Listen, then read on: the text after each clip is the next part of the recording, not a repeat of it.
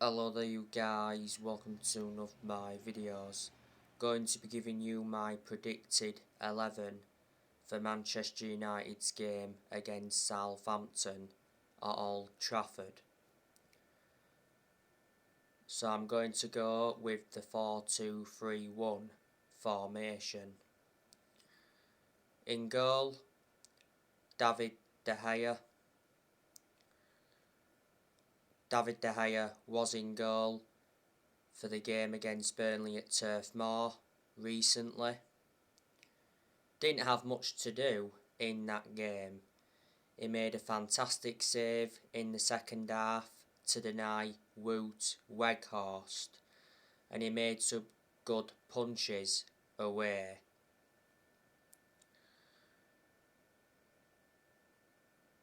Not so long ago, De Gea was named the Premier League's Player of the Month for January.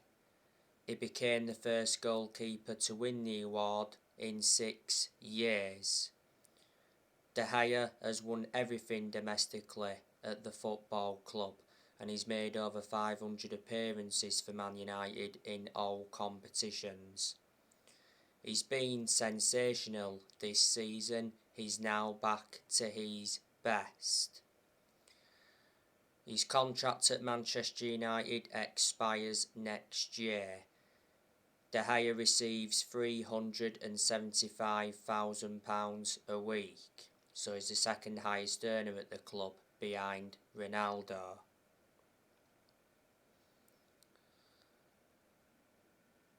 This season has been his 11th season at Man United, so reflecting on that, he's been a very long servant. He's been with us since the Sir Alex Ferguson era. And earlier on this season, De Gea said that he's planning to spend many more years at Manchester United.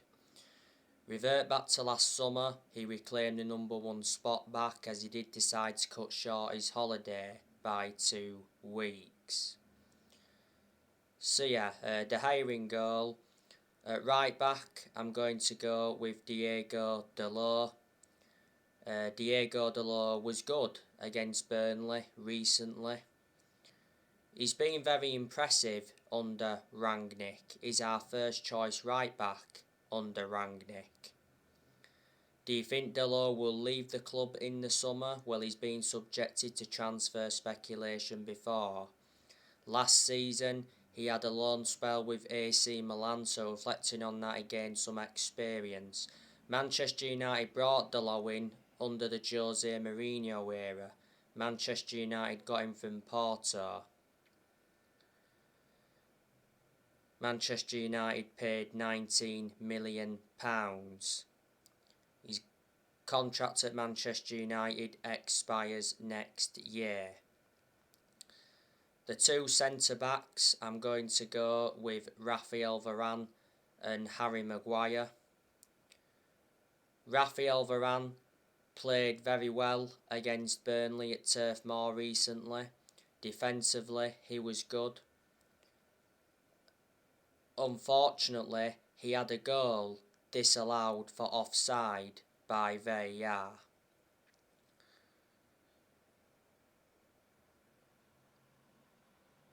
Varane also played well against Middlesbrough in the Cup. He played well against West Ham before the international break. He was also very good in the 3-1 win at Brentford. He's been very good since he recovered from that hamstring injury. Most of the time when Varane plays, he seems to make the difference. Well, he is regarded as one of the best centre-halves in the world. He's highly experienced and he's got a good pedigree behind him. Look at the amount of silverware he won when he was at Real Madrid. Manchester United signed Varane last summer, got him for 41 million with add-ons included. He's got a contract with Man United till 2025. There's an option of a further year.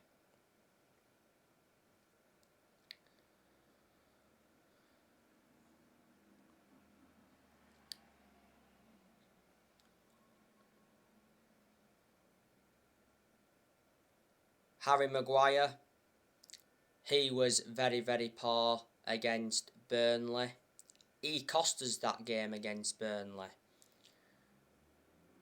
You know, Maguire was the culprit for Varane's disallowed goal because Maguire was in an offside position, and Maguire was to blame for Burnley's equaliser because for some reason Maguire decided to not block Rodriguez.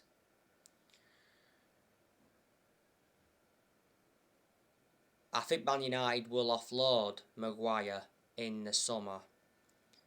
He's Manchester United's worst ever signing. Man United fans want the captaincy to be taken off Maguire because quite clearly he's not a leader. He's had a few injuries as well since he signed for the club. I think he's had a couple this season, and he had ligament damage in his ankle towards the end of last season. Manchester United overpaid for Maguire. We paid £80 million for him. He's the most expensive centre-half in the world at the moment and the second most expensive signing at the club. He's been at Man United over 2 years. At left back, I'm going to go with Luke Shaw because Telles is not available at the moment because he's got COVID. Luke Shaw's played the last 2 games. To be fair, he's done well. You know, he was good against Burnley at Turf Moor in that first half. You know, got forward well, got in some good positions, made some good overlapping runs. And he got the assist for the Paul Pogba goal against Burnley. And Shaw wasn't too bad against Middlesbrough in the Cup. Shaw, though, has had a lot of bad games this season. I thought he was far superior last season to how he has been so far this season. He's injury prone, which is a concern. Luke Shaw's been at Manchester United for around 8 years, so reflecting on that, he's been a long-serving player.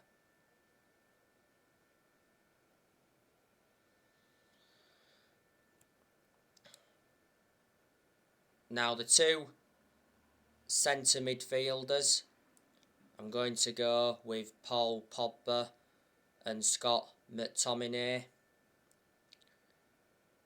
Paul Pogba has done well in his last 2 games. He scored against Burnley. That was his first goal of the season, and it was his first Premier League appearance since October because don't forget Pogba was out with injury for a while. Well, he's endured quite a few injuries since he re-signed for the club, so yeah, you can say he's injury prone. Pogba played well in the Cup against Middlesbrough. Don't forget, Pogba was the one that won the penalty in normal time in the game against Middlesbrough. There's a very good chance that Pogba will leave Manchester United in the summer. His contract at Manchester United expires in the summer. But revert back a few weeks ago, like I updated you, it said Pogba is willing to stay at Man United as long as Ralf Rangnick is the manager for next season. Says Pogba has been impressed by Ralf Rangnick since his arrival, and he said Pogba would be open to signing a new contract. This season has been his 6th season at Man United since he re-signed. He's won 3 trophies at the club so far. He's played over 200 games since he re-signed, and Manchester United paid £89 million for him. So reflecting on that, he's our most expensive signing at the moment. McTominay, he weren't too good against Burnley, but despite that, I still think he will start in this game against Southampton. McTominay's been off the pace in the last few games, and I said, didn't I, not so long ago, that he was been one of our best performers under Rangnick. McTominay's been part of the club for a long time. Revert back to 2020, he signed a 5-year contract with Manchester United. So yeah, Pogba and McTominay in centre midfield. Fred, he's of course a doubt for this game because he recently tested positive for COVID. The attacking midfielder, I'm going to go with Bruno Fernndez. Fernndez has been in form recently. Fernndez did well against Burnley. His passing was good, his vision was good, he got in some good positions.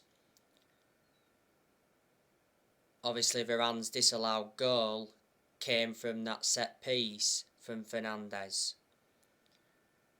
He also did well against Middlesbrough in the Cup. You know, Fernndez had chances in that game. There was one chance when he hit the post. Don't know how he didn't convert that chance.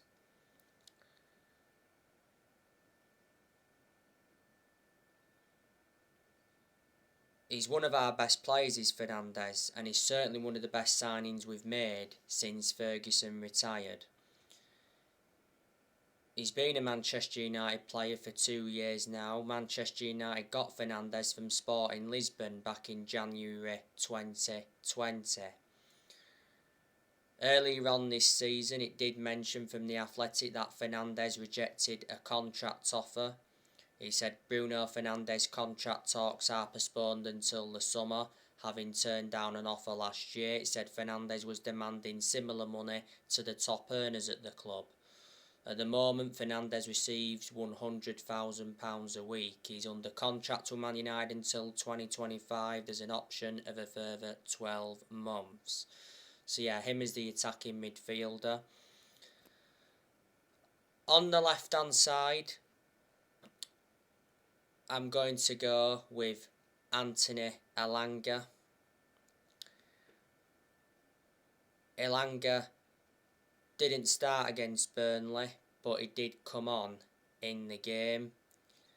As you all know, Elanga missed the decisive penalty against Middlesbrough. And reflecting on that, Anthony Elanga got racially abused on social media. I totally disagreed with that. Maybe he cost us against Middlesbrough, but he's done really well since he got into our first team squad. You know, he's had some very good games. I thought Elanga played very well against West Ham before the break. He played very well in the game against Brentford because he scored in that game. That was his first goal of the season. He did well in the game at Villa away earlier on in the season as well. He had some chances in that one. He's still very young. He's only the age of 19. He's been part of the club for a long time. He joined Manchester United's academy at the age of 12. Revert back towards the end of last year, Elanga committed his future to the club because he signed a contract with Man United until June 2026. There's an option of a further year. So yeah, Elanga on the left wing. On the right wing, I'm going to go with Jadon Sancho. He'll come in for Rashford.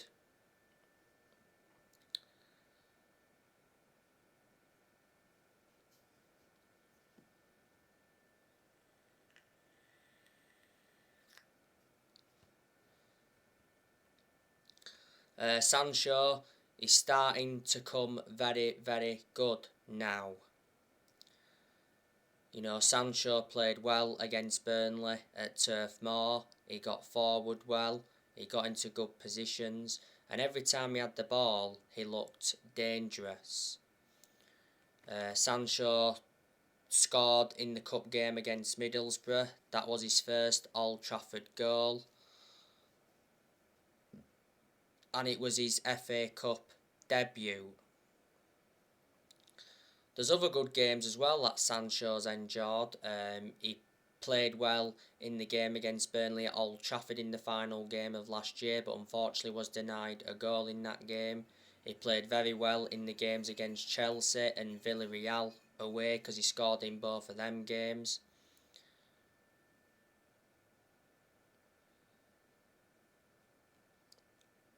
And he played well in the first half against Crystal Palace last year.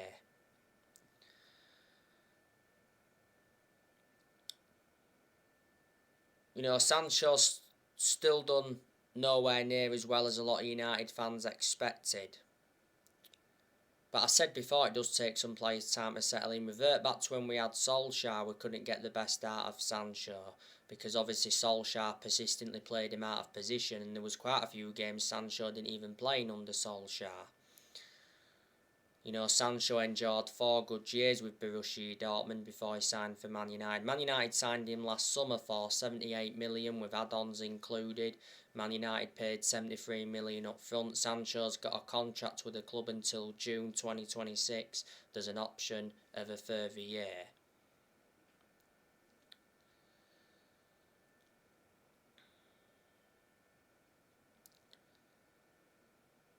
And the centre forward, I'm going to go with Cristiano Ronaldo. He'll come in for Edison Cavani. Ronaldo surprisingly didn't start against Burnley. You know, he started on the bench, and Ronaldo was unhappy for starting on the bench against Burnley.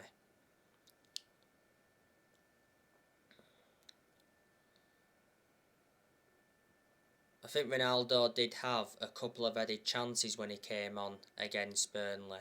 He did play against Middlesbrough in the Cup. He had chances in that game. One of his chances came from an overhead kick, and as you all know, he missed a penalty in normal time against Middlesbrough.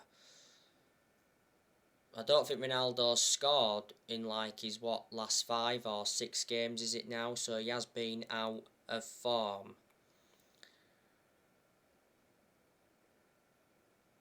Ronaldo will leave Man United in the summer because he's not happy at the club. Well, it said earlier on this season he'll leave Man United in the summer if they fail to qualify for the Champions League, and it said Ronaldo faces a 25% pay cut should Manchester United fail to qualify for the Champions League.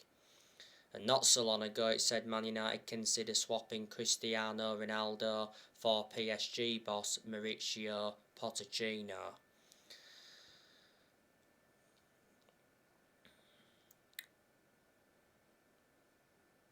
You know, since Ronaldo re-signed, he's scored 14 goals in all competitions. He's got over 800 goals in his career, and Man United re-signed Ronaldo last summer for 20 million, with add-ons included. He wears the number 7 shirt, and Ronaldo's contract at Manchester United expires next year.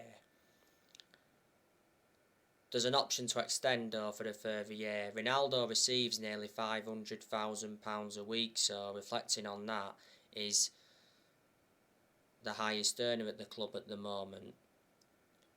Don't forget, around 3 weeks ago, Ronaldo gave an interview and he was very critical of the youngsters, so reflecting on that, he was demanding more from the youngsters, and he was backing Ralph Rangnick to do a good job at Man United. And he also said, Ronaldo, I'm not at Man United to compete for 6th or 7th. He said finishing below 3rd is unacceptable. So anyway, that's how I think Manchester United could line up against Southampton. Like I say, Manchester United are coming into this game on the back of a 1-1 draw against Burnley. Reflecting on the draw against Burnley, Manchester United dropped out of the top 4.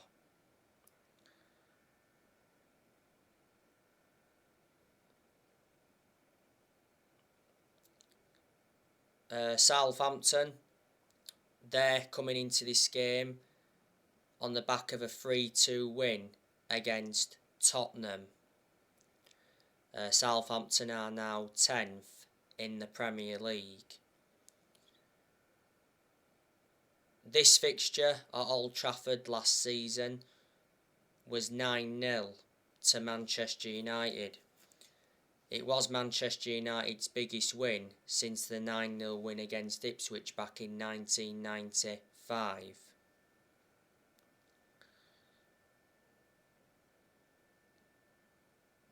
the game at St Mary's earlier on this season was 1-1. And like I've mentioned already, Southampton have got some good players, that could cause Manchester United problems. They've got Nathan Redmond. He recently picked up an injury. Nathan Redmond is probably the best player Southampton have got.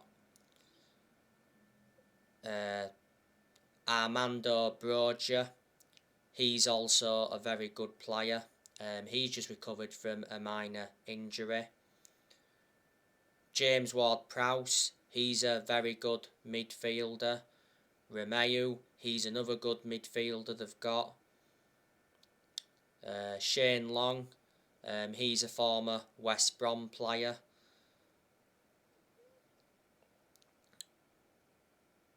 Adam Armstrong, don't know much about him. I just know that Southampton got him from Blackburn.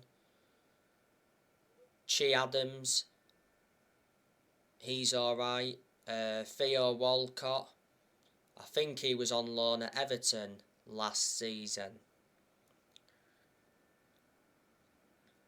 And he's a former Arsenal player.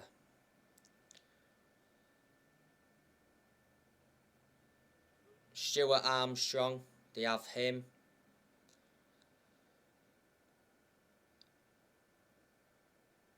Kyle Walker-Peters, he's a good defender.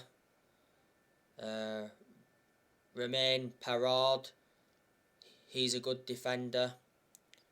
Valentino Livramento, he's not available at the moment because he's out with injury.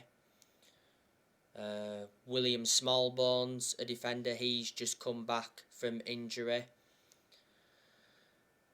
Jan Bednarek, he's a defender. Jack Stevens, he's another defender they've got. Nathan Teller, he's out with injury at the moment. The goalkeepers Southampton have got, they've got Caballero, Fraser Forster, Harry Lewis and Alex McCarthy. Alex McCarthy has been out with injury. So there you go. And let me put into the equation, Southampton have lost good players. They lost Danny Ings to Aston Villa. They lost Charlie Austin quite a few years ago. They lost Vestergaard to Leicester. They lost Højbjerg to Tottenham. They also lost Cedric Soares to Arsenal. They've no longer got Mina Mimo. He's back at Liverpool now, but Mina Mimo was out on loan with Southampton last season. And other players have left them as well. Klein left them a while ago. Lovren left them. Van Dijk left them. Adam Lallana left them. Mane left them. Them players I've just said, they all went to Liverpool from Southampton. The players that went to Liverpool from Southampton were Klein, I'll go through it again, Lovren, Van Dijk, Lallana and Mane. Don't forget, around 8 years ago, Southampton lost Luke Shaw. Obviously, he came to us from Southampton. Southampton's manager is Ralph Hasenhüttl. He's been Southampton manager for over 3 years. Southampton appointed him in back in December 2018. Ralph Hasenhüttl is under contract with Southampton until 2024. He's already said that he'll consider retiring when his contract expires at Southampton. I tell you when Southampton were very consistent, when they had Mauricio Pochettino. Pochettino only enjoyed a short managerial tenure with them, but he still managed to guide Southampton to their highest ever finish in the Premier League.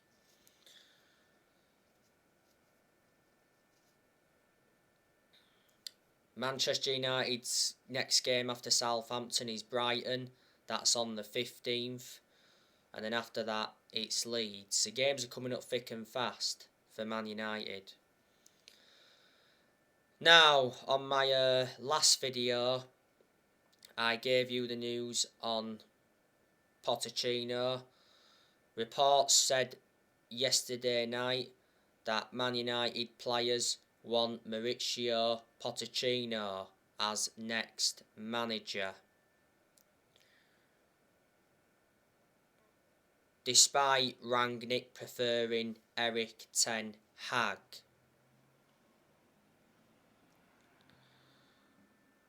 Now, the other week it said Pochettino reportedly told his friends that he will be leaving PSG in the summer.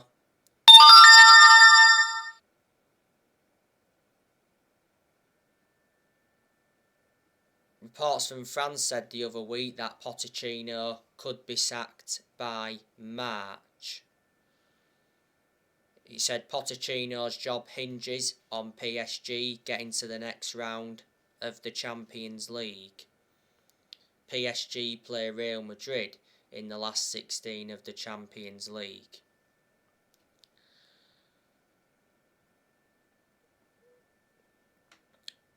Pochettino's contract at PSG expires next year. I think he has won a French Cup with them and he's been in charge of PSG for over a year now. Pochettino is a good manager even though he's hardly won anything. He's proven in the Premier League, isn't he? Because before he managed Tottenham, he endured 5.5 years with them. Back in 2018, he got Tottenham to their first ever Champions League final.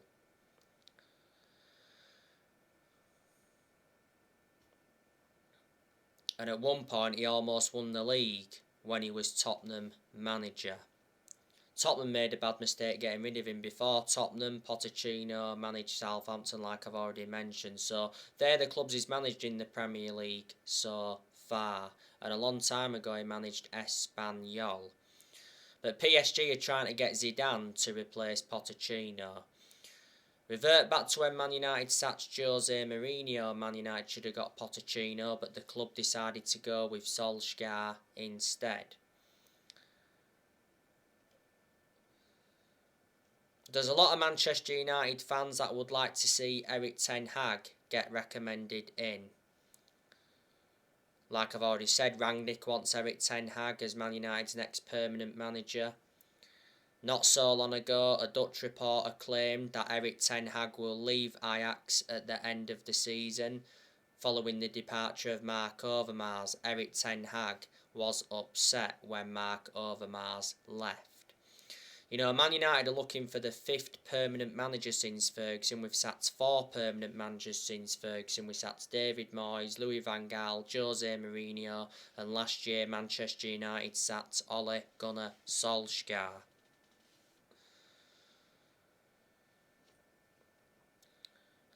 Rangnick is Man United's interim manager.